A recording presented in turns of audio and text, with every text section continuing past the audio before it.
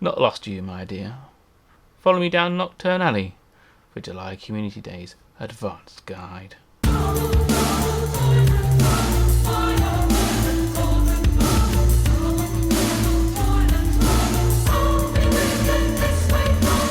Welcome, magical people, to Zealman's Wizarding World, your Wizarding Night channel with a suburban twist. Right, so we are heading down Knockturn Alley. It looks like another really good community day coming. Things are very nicely aligned. Decent spawns and the right types of spawns. So I'm super excited about this one, given the intro, which was a bit of fun actually to make. This one starts on Saturday 11th of July, all day local time. Today's only Friday. We got the news yesterday, which is good because it's actually nice and actually more on time than normal, which is actually really good. So rewards for this one include 3 spell books, 40 gold, 200 visiting XP, 20 spell energy, but mainly foundables and page prestige. This is great. We'll be looking at lots of swooping evils. I am really looking forward to this, and I can tell you just how many you could be expecting towards the end of this video in the tips section, because I've got pretty good working it out now. One of the mechanics for this one, we have a task list, which we'll get to in a minute. We have 1 kilometer port keys, which will reward you the Knockturn Alley sign fragments, which are normally only in fortresses. Tonic for trace detection will take 30 minutes to brew with master notes, apparently. Animagus also double checked this as well, so hopefully for sure this time it's going to happen. People say it didn't work. It didn't work because it just wasn't present. It's just fake news. Increased chance of getting Knockturn Alley sign fragments from Fortress Chamber 4 and above. Now, previously we've had no guarantee from certain chambers, and previously we did have a guarantee which went certain chamber and above, but we have confirmation that chamber 4, Forest Chamber 4 and above will be guaranteed Knockturn Alley sign, which makes doing the fortresses over the port keys, well as the port keys, let's be honest, actually worth it. We'll also be seeing increased energy rewards, family and challenge XP from fortresses too, so they kind of bump the fortresses so they're actually worth something now. Both on the map and via Trace Tonic you'll find boosted Knockturn Alley spawns. Currently I'm in bronze. So we will see hags. I need 0, so that means I've placed my star, but I need 17 to get to the point where I've filled it up again at the rollover point. But don't roll over. Anyway, come back to that in a minute. The Ministry Executioner, I need 10 to place the star. Portrait of Bellatrix Lestrange, I need 5 to place the star. Thestral, I need 0, I need 13 to get to the rollover point. And Swooping Evil, I need 9. Surprise, surprise there. As for the Knockturn Alley sign, I need 0, and I am a 12 away from the rollover point. So in terms of repeat image collection, the bit where you prestige the image, never do it, ever, unless you're on gold. And even then, it's a bit iffy nowadays. Why is this? Once you place the image for the first time and get your star, it resets to 0, then anything you collect after that point will carry over once you prestige the page. So for example, if you needed 10 to get the green star, you get your 10, you press on the thingy, and it goes, whoa, you get the green star, it goes back to 0. Now, you probably have other things to collect at this point, so you can carry on collecting them. And you can get up to 10 again. But if you do repeat image collection, you'll go back to 0. And what's significant about this? Well, if you prestige the page during this time, whatever fragments you have there will roll over.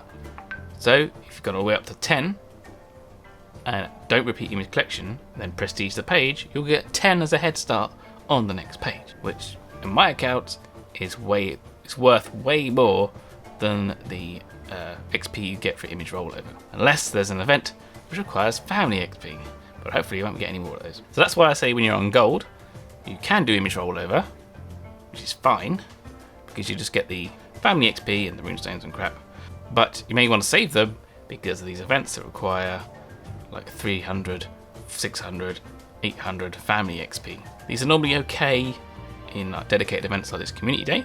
We have tons of that family, but in things like brilliant events, they really don't work, and I am still struggling through set of tasks for. So anyway, I'll be doing an actual video on that properly, if I could ever fit one in, because it's such a busy game. So what can you do now? Ensure you have trace detection tonic ingredients for the fast brewing. 30-minute brewing time of trace tonic, really good. Have 1 or 2 trace tonics ready for the beginning of the event. I say it's going to take you half an hour to brew the first one, so you might want to hit the ground running. Also, if you forget at any time during the event, then it's handy to have one just in case you forget. Dawdle Draft, strong and potent extremolos for the Swooping Evil and Thestrals. Now they're not emergency, they are severe, but as I say, a potent really helps, but obviously take a lot more resources and time to brew. So strong / potent, depending on what you can do within the time period and what ingredients you have. And then finally, if you have all that stuff, then there's also brain elixirs if you want to cash in on that wizarding XP. Say with higher spawn rates of severe and high threat valuables, like the Thestral and the Sweeping Evil, there's a lot more XP up for grabs.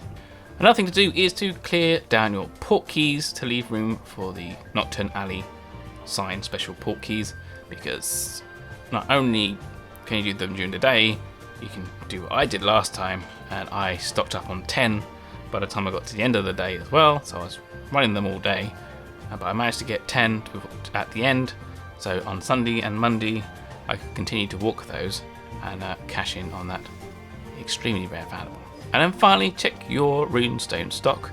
Have you got enough runestones for dark arts? If not, it's probably worth grinding some dark arts. Now, flag locations aren't working, so you're just gonna have to get lucky.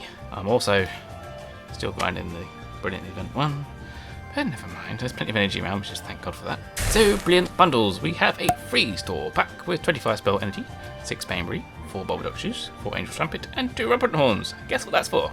Yep, Trace Tonic. We also have a SOS bundle for 470 gold, and a Community Day bundle. So, these actually work out better than normal. They don't follow the normal rule. So, the normal rule is if you have 3 things on offer, if you don't need 1, it's not worth it. If you have 4 things on offer, if you don't need 2, it's not worth it. It's a little bit different. So if you only need the silver keys from the SOS bundle, then it's not worth it. As for the Community Day bundle, the potions alone are worth 500 gold. That's if you buy it from the shop.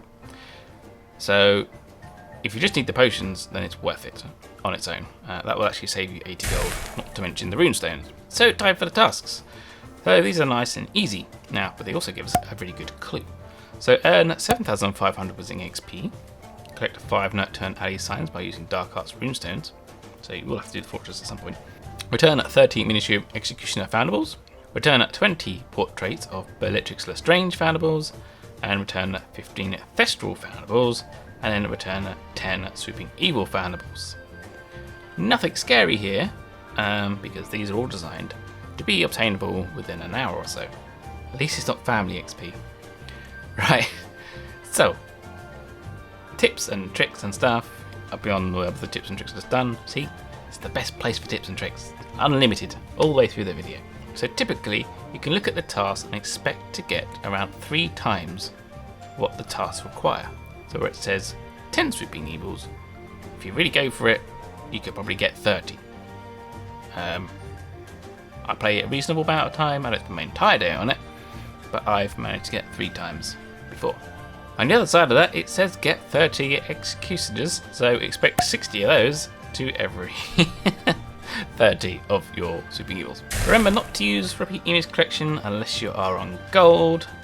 Keep those fragments for your next page. So place the green star, keep collecting, but don't use Rick, because there are so many foundables here, you'll soon catch up and be able to press to use the page. That way, those foundable fragments will carry over. Try to collect as many port keys as you can. Try and have your port keys fully stocked by the end of the event to keep you going until the next, well, Brilliant Event basically. Even then with a Brilliant Event, you only need 5 spare slots. So as long as you can walk 5 1k port keys, you're good to go. Now remember, this event uses local time, which makes it very interesting when it comes to fortresses, because the first person in the chamber denotes how the fortress works. So if say Valky in Australia is doing Community Day and it hasn't started for me, he starts a chamber, I get Community Day rewards, which is good. However, if Lynette with the PhD does the same thing at the same time as I do, so I am in the community day time frame. She is not. If she starts the chamber and I'm in it, I will not get community day rewards, even though I'm in community day. So remember that. Then last but not least, you could do the tasks in any order. They're not broken up into sets like brilliant events, so that's good.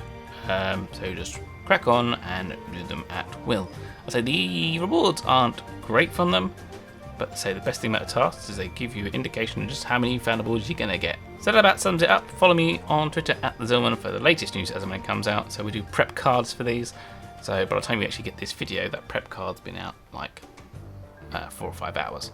And in some cases, if it's released on a Friday, you'll get the prep card on a Friday, but not the video until the Monday, because I take a lot of time to research these. I don't just reiterate the news. We try and go through each step.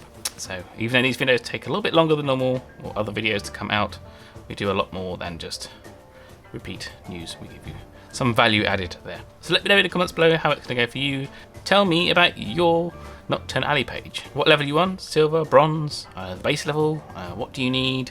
Etc, etc. Let me know, because it also helps me understand how the registry works for other people. And yeah, so nothing else to say, but brush up on your spells, get your wands ready, Wizards Unite.